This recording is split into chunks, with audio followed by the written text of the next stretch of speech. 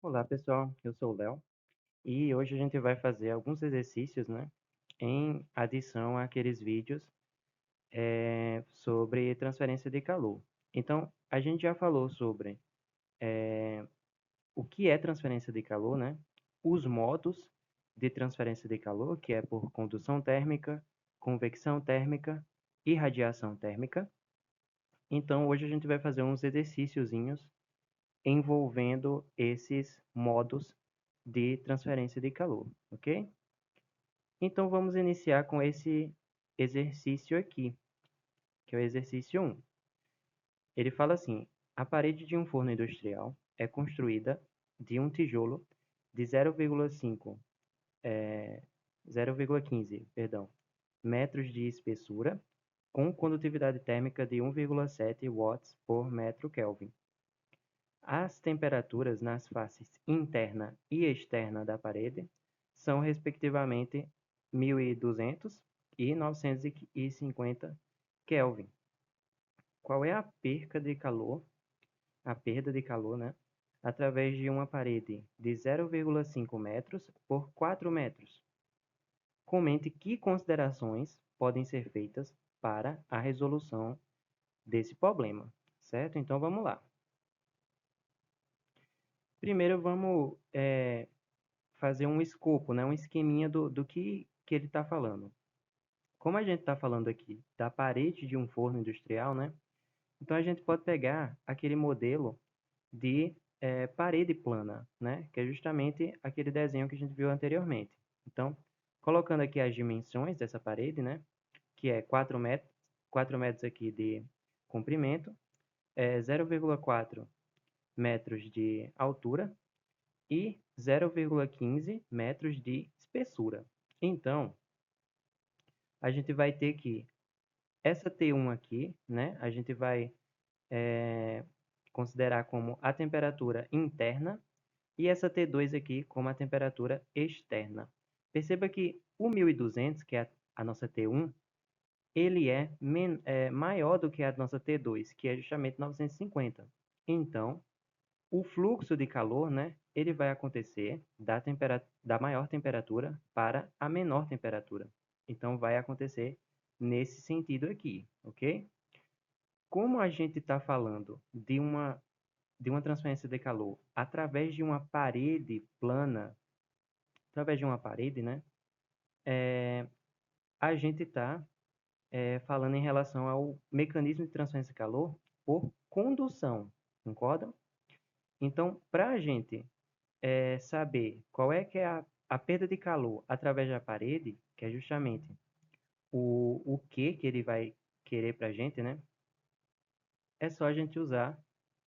Sim, faltou o casinho, né? Que é a nossa condutividade térmica, né? Que é uma propriedade de transporte do material.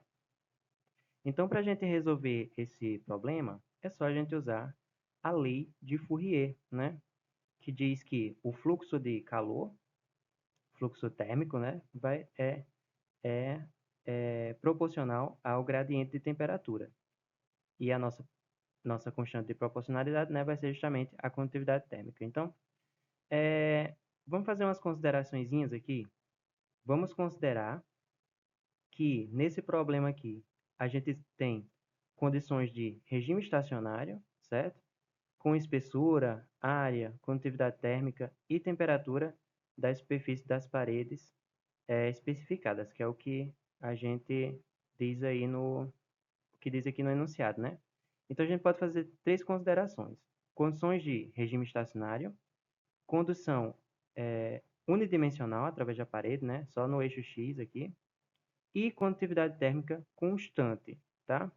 Baseado nessas considerações, a gente pode integrar aqui de, de T1 a T2, né, em cima e de 0 a L embaixo, e a gente vai obter essa equação aqui, que é justamente K, né, T1 menos T2 dividido por L. Perceba que o Q2' é justamente o watts por metro quadrado, certo? Então vai ser o QX dividido pela área da parede. Aí beleza.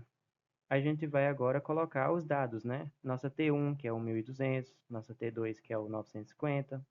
E embaixo aqui a gente vai colocar a espessura, né, da parede, por onde está acontecendo a transferência de calor, a condutividade térmica, que é 1,7, a área, né, que vai ser justamente o comprimento vezes a altura, né, da parede aqui, que está relacionada ao fluxo térmico, e a gente vai achar, né, no caso, esse QX aqui, que vai dar esse valor aqui, ok?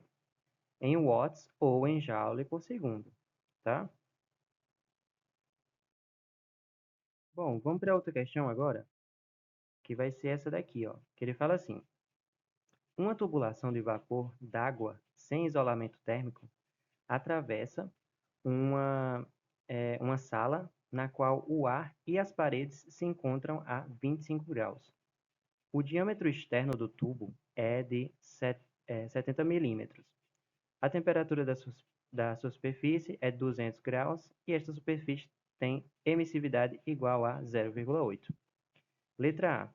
Calcule o poder emissivo da superfície e a sua irradiação. Ou seja, ele quer que a gente calcule o E, né, maiúsculo, e o G maiúsculo, certo? Que é justamente a emissão aqui, o poder emissivo, e a irradiação, né? Que é justamente o que é irradiado aqui em cima da superfície.